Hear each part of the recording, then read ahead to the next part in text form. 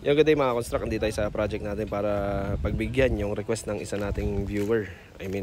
Meron comment siya na pwede kayo gawa ng content for site engineer. Paano yung mga execution, katulad ng mga markings po.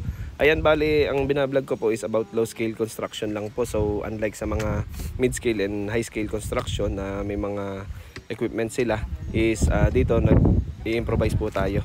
Ayan, unang-una kapag makikita nyo dito ako sa bagong project namin, layout pa lang ito. So ang kaunahan namin ginagawa lagi is service entrance. Ayan, pagpasensyahan nyo na kung marami siyang honeycomb kasi dali yan itong ginagawa pagka service entrance para makabitan ng Meralco.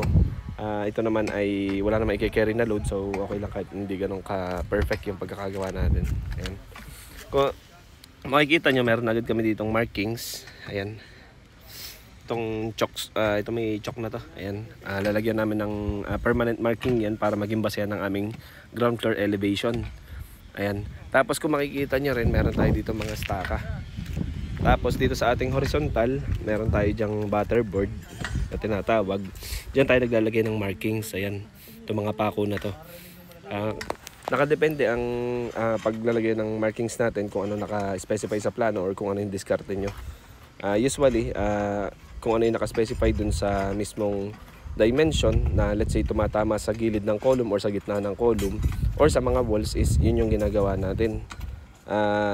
Nasa sa inyo na lang kung magkakaroon kayo ng adjustment. Let's say na nasa walls yun, syempre i-consider natin yung plastering nun.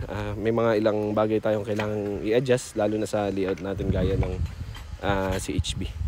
And so nakadepende pa rin talaga kung ano yung pagkaka-design ng plano, lalo na sa structural since nandito tayo sa foundation, and nakadepende dun sa pinaka-layout ng mismo structure.